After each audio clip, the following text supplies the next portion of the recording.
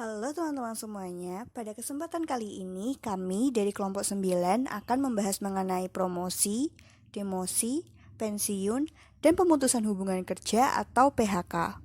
Maka dari itu, mari langsung saja kita membahas satu persatu. Yang pertama, ada promosi.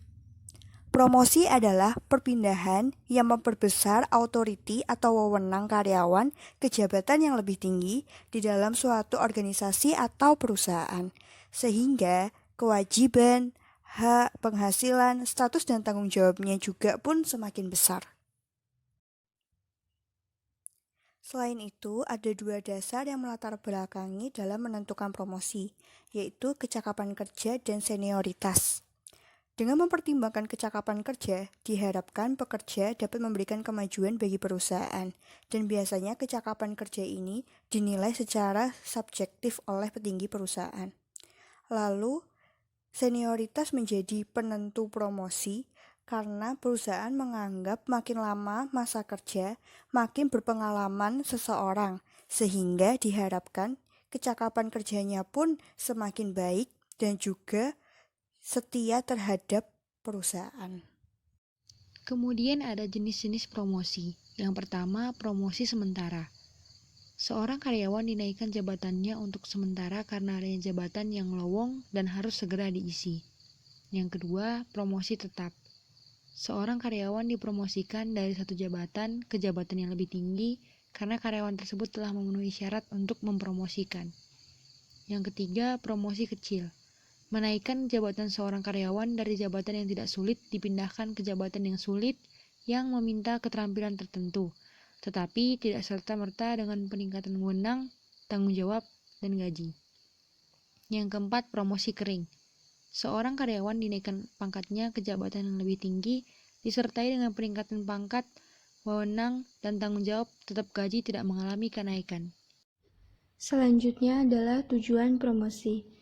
Tujuan promosi yang pertama, promosi memungkinkan perusahaan atau organisasi mendayagunakan keahlian dan kemampuan karyawan setinggi mungkin.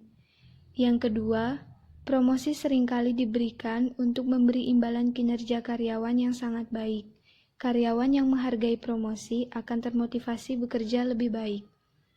Yang ketiga, ada korelasi yang signifikan antara kesempatan untuk promosi dan tingkat kepuasan kerja. Yang keempat, untuk memberikan pengakuan, jabatan, dan imbalan jasa yang semakin besar kepada karyawan yang berprestasi. Yang kelima, untuk mengisi kekosongan jabatan akibat adanya karyawan yang berhenti, serta mempermudah rekrutmen. Yang kedua adalah demosi. Demosi adalah suatu perpindahan dalam suatu organisasi dari satu posisi ke posisi lainnya yang melibatkan penurunan gaji atau bayaran maupun status. Keadaan perusahaan yang mengharuskan perusahaan untuk mengadakan demosi, misalnya saat perusahaan mengalami krisis, sebagian karyawan diberhentikan dan sebagian diberi jabatan yang lebih rendah. Yang berikutnya adalah tujuan dari demosi. Demosi sendiri memiliki tujuan untuk menghindari kerugian bagi perusahaan. Demosi sendiri merupakan hukuman terhadap karyawan yang tidak mampu mengerjakan tugas mereka dengan baik sehingga perusahaan menurunkan jabatan mereka. Yang berikutnya adalah pensiun.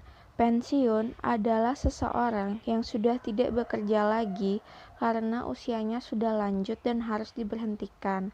Lama bekerja seseorang juga sudah diatur oleh pemerintah dalam Undang-Undang Nomor 11 Tahun 1992 tentang dana pensiun. Di sana menyebutkan bahwa hak atas manfaat pensiun dengan catatan batas usia pensiun normal yaitu 55 tahun dan batas usia pensiun wajib maksimum 60 tahun. Jadi, seseorang yang sudah pensiun akan menerima hak atas dana pensiun atau pesangon. Tujuan penyelenggaraan program pensiun. A. Bagi pemberi kerja. 1. Kewajiban moral. Perusahaan mempunyai kewajiban moral untuk memberikan rasa aman kepada karyawan pada saat mencapai usia pensiun. 2. Loyalitas. Dengan diadakannya program pensiun, Karyawan diharapkan akan mempunyai loyalitas dan dedikasi terhadap perusahaan. 3. Kompetisi pasar tenaga kerja. Dengan memasukkan program pensiun sebagai suatu bagian dari total kompensasi yang diberikan kepada karyawan, diharapkan perusahaan akan memiliki daya saing dan nilai lebih dalam usaha mendapatkan karyawan yang berkualitas dan profesional di pasar tenaga kerja. B. Bagi para karyawan, rasa aman terhadap masa yang akan datang dalam arti tetap memiliki penghasilan pada saat mencapai usia pensiun. Kompensasi yang lebih baik karena karyawan mempunyai tambahan kompensasi meskipun baru bisa dinikmati pada saat mencapai usia pensiun atau berhenti bekerja. Selanjutnya, saya akan bahas tentang jenis program pensiun. Ada 3. Yang pertama, program pensiun manfaat pasti adalah suatu program pensiun yang memberikan formula tertentu atas manfaat yang diterima karyawan pada saat mencapai usia pensiun. Yang kedua, program pensiun iuran pasti. Dan yang ketiga, program pensiun dengan iuran dan tanpa iuran. Program pensiun dengan iuran adalah program pensiun di mana karyawan atau pekerja dan pemberi kerja diwajibkan membayar sejumlah tertentu iuran ke dalam program pensiun. Sedangkan program pensiun tanpa iuran adalah program pensiun di mana seluruh biaya program ditangguhkan oleh pemberi kerja.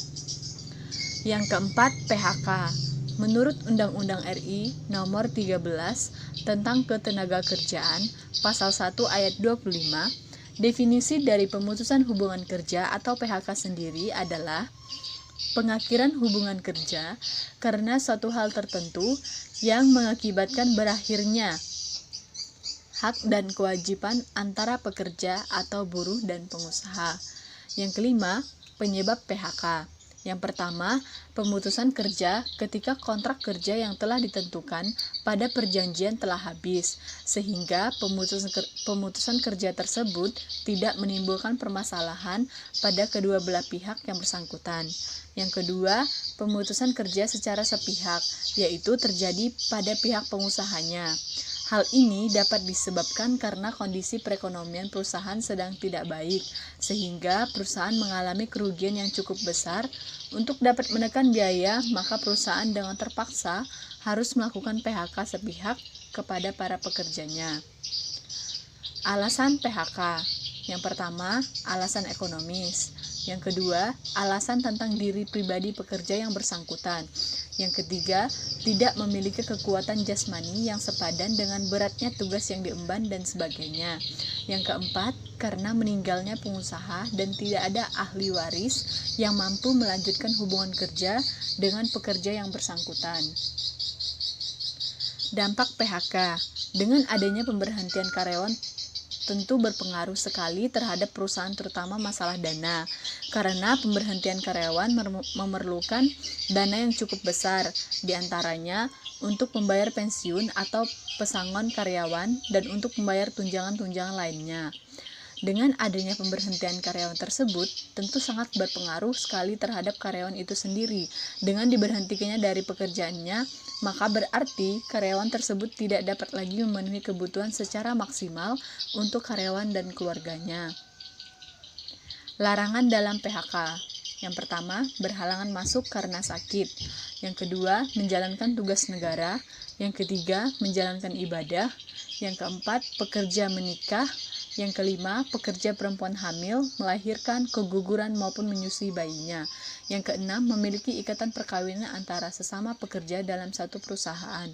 Yang ketujuh, menjadi pengurus serikat pekerja. Yang kedelapan, pekerja melaporkan pada pihak yang berwajib. 9.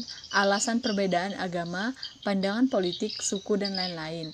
Yang 10, pekerja mengalami cacat tetap.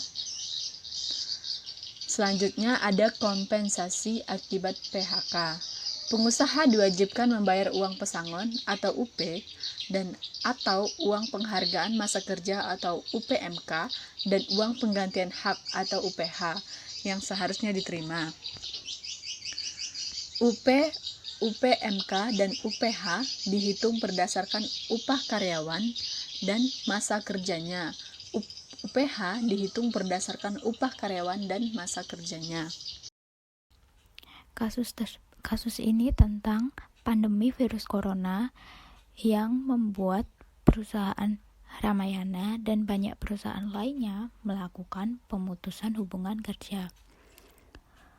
Mungkin teman-teman bisa pause video sebentar untuk membaca kasus agar lebih mengerti dan lebih paham tentang kasus tersebut.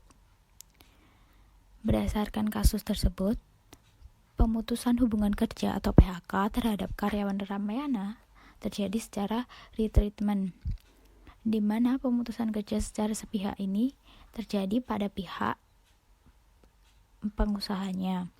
Hal ini disebabkan karena kondisi perekonomian perusahaan yang tidak stabil sehingga perusahaan mengalami kerugian yang cukup besar, dan untuk menekan biayanya, maka perusahaan dengan terpaksa harus melakukan PHK atau pemutusan hubungan kerja.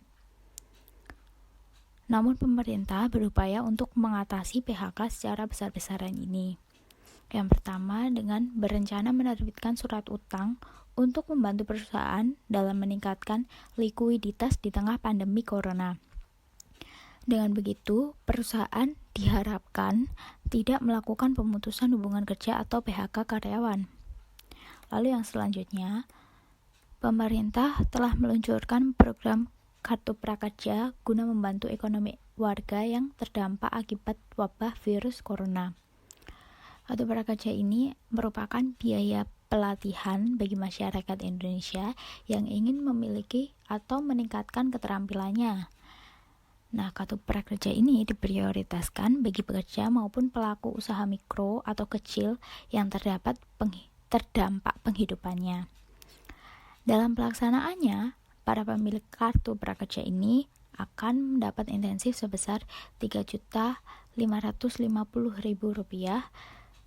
dan bila dirinci terdiri dari biaya pelatihan online sebesar 1 juta, intensif pelatihan pasca kerja sebesar 600.000 selama 4 bulan dan dana survei sebesar Rp150.000.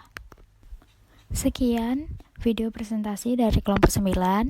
Kami harap video ini dapat membantu teman-teman untuk memahami materi tentang promosi, demosi, pensiun, dan pemutusan hubungan kerja.